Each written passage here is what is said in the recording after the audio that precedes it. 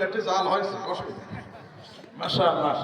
যাই হোক, গরম তো হতেই হবে, সতর্কপুরি মানুষ গরম না হয়ে যাবে কোন জায়গায়, ঠিক কিনা বলেন? আল্লাহর রহমতে 4 বছর ধরে এসে জাল দিচ্ছি, এতদিন যদি গরম না হয় তখন সব বৃথা গেল, ঠিক কিনা? প্রথমে যখন এসেছিলাম সতর্কপুর, তখন মুসল্লিরা এত আওয়াজ দিত না। আজকে জুম্মায় রেকর্ড হয়েছে, আল্লাহি আল্লাহর কসম, আজকে জুম্মায় যেমন হয়েছে মুসল্লির ইমানের আওয়াজ হয়েছে, ঠিক কিনা বলেন? এই জন্য আওয়াজ দিয়ে সবকিছু করা সম্ভব। একটা লোককে জোরে করে টানা দেবেন, দেখবেন হাতে কিছু না থাকলেও দৌড়, ঠিক কিনা বলেন?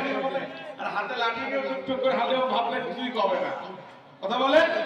এই জন্য একটু আওয়াজ দিতে হবে। যাই হোক, আমাদের প্রিয় হযরতুল আল্লাহ হযরত মাওলানা আহমদুর রহমান আল আজাদ সাহেব অত্যন্ত সুন্দর আলোচনা করেছেন। দোয়া করছি আল্লাহ রাব্বুল আলামিন আমার প্রিয় ভাইকে হায়াতের মধ্যে যেন বরকত দান করেন, চিল্লা বলেন আমিন।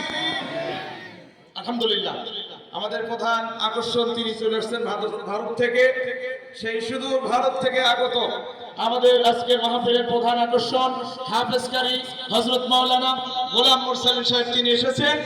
তিনাকে সহ আমরা সবাই মিলে আজকে আমরা এই যে আমাদের মাদ্রাসা, আমাদের এখানে গাছ লাগানো, গাছের ফসল আমরা প্রত্যেক বছর কম বেশি পাই, এই বছর আমরা পেয়েছি। সম্মানিত হাজিরিন, এটা সদরপুরবাসীর জন্য গর্বের ব্যাপার। একদম করে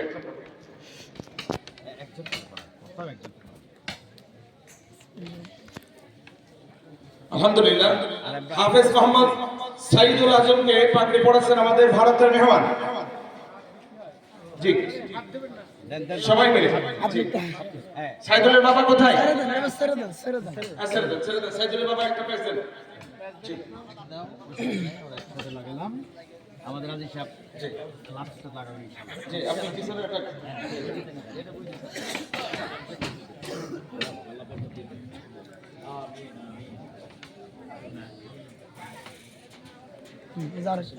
আলহামদুলিল্লাহ। আজি সাহেব আসেন, ঠিক আছে। এবার আমাদের ছাত্র হাফেজ ইব্রাহিমকে আমাদের চট্টগ্রামের বক্তা, প্রধান বক্তা এবং ভারতের বক্তা দুজন মিলে পাগড়ি পড়াচ্ছেন। আপনারা ধরেন আলাদা সাহেব ধরেন।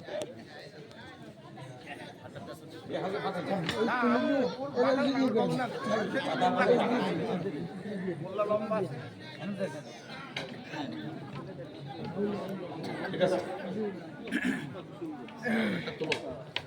ভারতের মেহমান একটা ভালো করে তুলেন, আপনি এদিকে আসেন।